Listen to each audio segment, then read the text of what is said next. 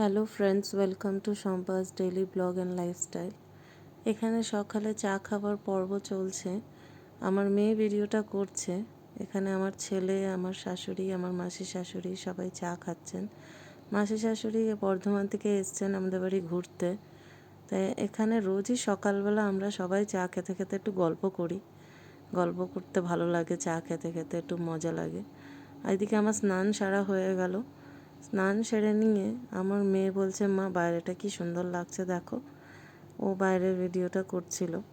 তারপরে আমি আর আমার যা একসঙ্গে চা খেতে বসলাম। দুজনে চা খাচ্ছিলাম।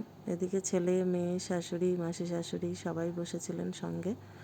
তারপরেই চলে গেলাম তাড়াতাড়ি করে সকালের টিফিন রান্না করতে। টিফিনে করলাম একটু পটল আলুর তরকারি। পটল আলু কেটে নেওয়ার পরে আবার একটু তরকারিটা করেও নিলাম। করার পরে রুটি করলাম। রুটি করে পটল আলুর তরকারি আর রুটি নিয়ে নিলাম খাবার জন্য। সকালবেলা আমরা একটুখানি রুটি তরকারির সঙ্গে স্যালাড খাই, তাই আমি একটু শসা আর গাজর কেটে নিয়েছি।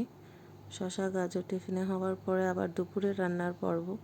একটু লাউ কেটে নিলাম দুপুরবেলা রান্না করব বলে। লাউ শাকটা আর লাউটা কাটা হয়ে যাওয়ার পর লাউটাকে একটু প্রেসারে সিদ্ধ দিয়ে দিলাম, একটু নুন, কাঁচা লঙ্কা, হলুদ দিয়ে। তার কারণ লাউটা একটু শক্ত ছিল, তাই প্রেসারেই দিলাম। দিলে হয়তো ভালো নরম হয়, খুব সুন্দর নরম হয়, তাই প্রেসারে লাউটা দিয়ে দিলাম সিদ্ধ হতে। এদিকে আমার হাজব্যান্ড, আমার দেওর, এরা সবাই একটু লাউয়ের মধ্যে হাতে মসুর ডালে বড়ি দিতে খুব ভালো খায়, তাই একটু মসুর ডালের বড়ি ভেজে নেওয়া হলো। তারপরে রাঁধুনি আর কালো জিরে দিয়ে যেরকম লাউ সম্বর দেওয়া হয় সেরকম দেওয়া হলো। এই রান্নাটা খুব ভালো খায় আমাদের বাড়িতে সবাই। তা লাউয়ের তরকারিটাও মোটামুটি রেডি। এবারে বড়ি ধনেপাতা দিয়ে নামানোর পালা, রেডি। তারপরে চলে গেলাম মটর ডাল একটু সিদ্ধ করতে। মটর ডাল সিদ্ধ হয়ে গেল। তারপরে আমি ওখানে একটু ফোড়নে শুকনো লঙ্কা জিরে দিয়ে দিয়েছি, 5 ফোড়ন দেওয়ার পরে ডাল দিয়ে, মটর ডাল দিয়ে শাকটা করে নিলাম, লাউ শাকটা। লাউ শাক হওয়ার পরে একটু ডিমের তরকারি করব ভাবলাম, ডিম কষা, যেটা আমার হাজব্যান্ডের খুব প্রিয়। তো ও শুকনো ডিম কষাটা খেতে খুব ভালোবাসে, যেটা একদম শুকনো মশলা থাকে আর কি। দেখুন ঠিক এইভাবে, এইটা ওর ভীষণ প্রিয়, এরমভাবেও খেতে ভালোবাসে। তো দুপুরে রান্না আমাদের কমপ্লিট। রাত্রে আমাদের বিরিয়ানি আনা হয়েছিল, এই যে যা ছেলেকে খাইয়ে দিচ্ছে।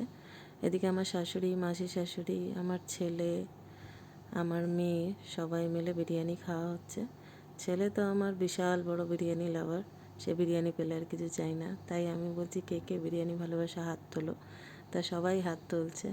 আমার দেওরের ছেলেও খুব ভালোবাসে, সেও হাত তুলছে যে আমিও বিরিয়ানি ভালোবাসি। তা এইভাবেই আজকের ব্লগটা এখানেই শেষ করছি। কালকে মাসি শাশুড়ি চলে যাবেন, তাই সবাই মিলে বিরিয়ানি এনজয় করছি।